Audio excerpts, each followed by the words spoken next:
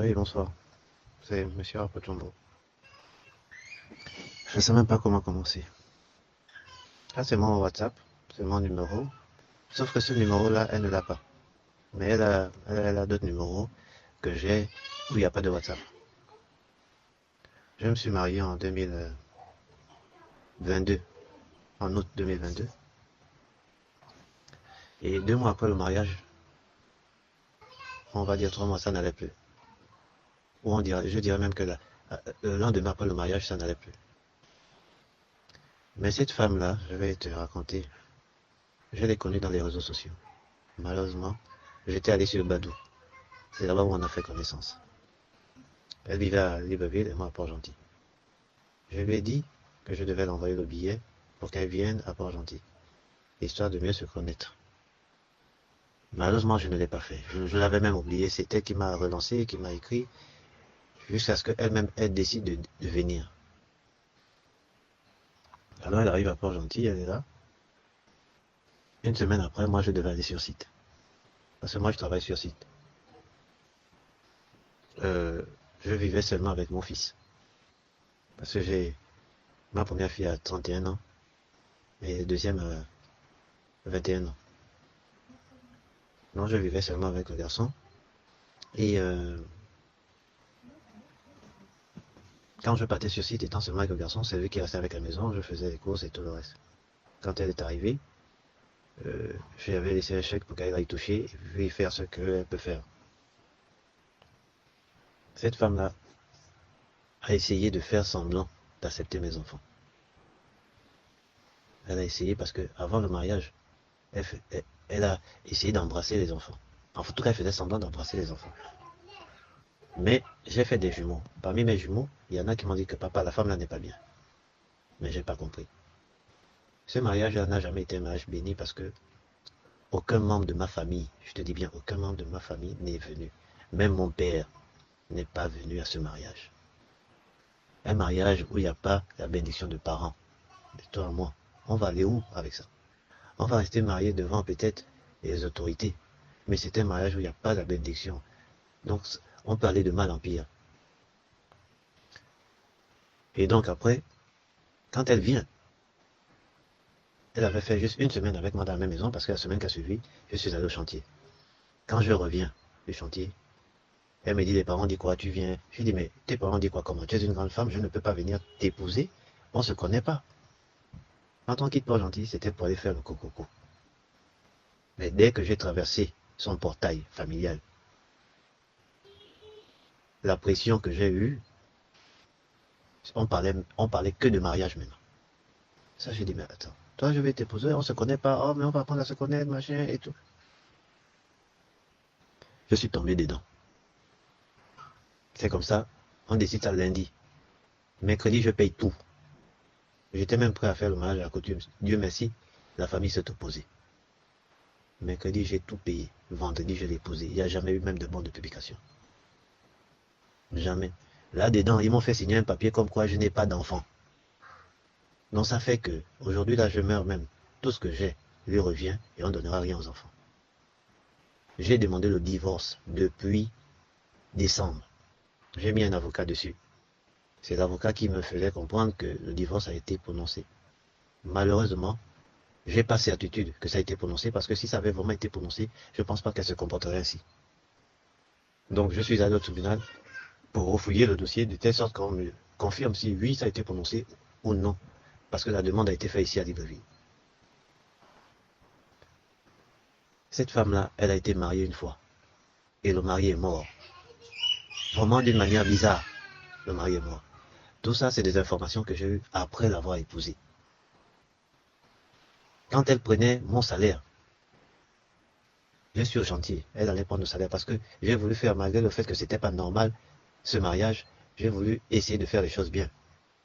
Je l'ai amené à la banque faire c'est un terme pour que la femme puisse avoir signature sur le chéquier de l'homme. C'est rare de voir un homme faire ça. Donc elle pouvait prendre mon chèque. Elle signe comme si c'était moi-même qui allais prendre l'argent. Elle était devenue copine avec le gestionnaire. À chaque fois que le salaire passe, ou si je dois prendre un crédit, elle était informée avant même que moi je sois au courant que l'argent est positionné. Elle était déjà informée. Mais après, elle m'a promis de me faire vivre l'enfer sur terre. Elle m'a promis de me faire vivre l'enfer sur terre. Cette femme-là sortait avec des hommes mariés. Aucun d'eux n'est jamais venu faire le cococo. Avec des hommes soi-disant seuls. Personne n'est jamais venu faire le cococo, à part celui qu'il a épousé, qui est aussi mort. Et c'est là où j'ai compris que donc son but à elle, c'est de m'épouser et de me tuer. Elle a déjà tenté de m'empoisonner. Et ça, c'est physiquement, elle a tenté de m'empoisonner. Elle m'a fait une nourriture. Quand j'ai voulu manger, j'ai humé la nourriture. Ça sentait le poison avec on appelle médicaments là. Il y avait un médicament là et puis les produits de cuisine. C'est comme si on avait versé ça dans toute la marmite. C'est là que je lui ai dit, toi-même viens manger. Elle avait refusé de manger. Elle est venue, elle me dit, oh mais il y a quoi? Elle vient maintenant sentir. J'ai dit, il n'y a rien. Mange seulement. Oh non. Elle vient sans la nourriture. J'ai dit, mais pourquoi tu sens? C'est toi-même qui as servi. Pourquoi tu sens? Elle a voulu accuser mon fils. Et la scène qu'elle a voulu faire, c'est comme ça elle a fait avec son premier mariage. Son premier mariage, elle m'avait dit que oh, ce sont les enfants qui ont fait du mal à leur père. Et c'est la même scène qui a failli se reproduire. Donc, voilà pourquoi j'ai pris mes distances. Ça fait 10 mois. C'est pas un mois comme elle dit là que je suis parti. Ça fait 10 mois. On n'est plus ensemble. Mais on n'est plus ensemble comment? C'est elle, ah Seigneur, c'est elle qui prend ses affaires et qui déménage. Moi, je suis au chantier. Quand j'arrive, je lui demande sa position. Elle me dit qu'elle ne peut pas me dire où elle habite. Parce que c'est pas moi qui paye là où elle est. Elle ne peut pas me dire. Cette femme-là m'a fait rentrer dans une dette de maison. Comment une dette de maison? Quand je vais au chantier, je lui laisse la carte et le chéquier. Donc elle doit payer la maison. Moi, je paye ma maison 3 mois. Donc quand je viens, je donne 750 000. Qu'est-ce qu'elle fait? Elle ne payait pas. Non seulement elle ne payait pas, mais quand l'argent passait, moi je me retrouvais, je n'ai plus rien dans le compte quand je sors. Je dis, bon, tu n'as pas payé la maison. Maintenant, il n'y a rien dans le compte. On fait comment? On vit comment? Donc c'était devenu vraiment, on allait de mal en pire. Ça, c'est l'une des dettes pour lesquelles on est quitté d'une maison. Et il fallait maintenant trouver un arrangement avec le propriétaire pour qu'il nous laisse partir et qu'il accepte que je lui règle un peu. Il n'y a pas de propriétaire qui me cherche. Parce que les endroits où nous sommes allés, même si ça a été difficile, je m'arrange à parler avec eux, leur rassurer que je vais régler. Si ce n'est pas fait, je vais régler. Mais j'ai traversé une période très néfaste. Depuis que je suis avec elle, je ne fais que de problème en problème. Elle est allée à mon lieu de travail faire un tapage. Il y a des hommes mariés là-bas. Il y a des femmes mariées. Mais aucune femme mariée est déjà venue faire le tapage au lieu du travail de son mari là-bas. Mais moi, je suis le seul que on publie dans les réseaux sociaux qu'on va faire le tapage au travail. Elle est allée faire, si je dois par exemple quelqu'un à gauche, à droite, 5 000 là-bas, 10 000, elle va là-bas, elle va dire à la personne, il faut aller à son lieu de travail. Il travaille à tel endroit. Va demander ton argent là-bas, va prendre la convocation, va déposer. Une femme peut faire ça à son mari. Que tu estimes que c'est ton mari, tu veux vivre avec lui. Il t'a honoré. Ne fût-ce que pour ça, il t'a honoré. Je n'ai jamais levé la main sur elle. Et on n'a pas eu un seul enfant. Rien. On n'a pas d'enfants ensemble. On n'a pas d'enfants ensemble. Donc tu vois, il y a vraiment beaucoup à dire sur ce sujet. Il y a beaucoup à dire.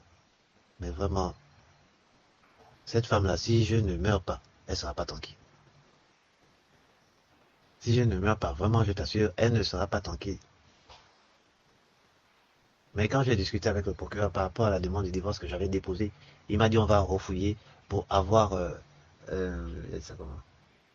pour savoir si ça a été prononcé déjà. Et si ça n'a pas été prononcé, là il faut relancer. Si ça a été prononcé à ce moment, je peux porter plainte contre cessation de trouble, un truc comme ça, voilà. Qu'elle évite de faire ce qu'elle a fait.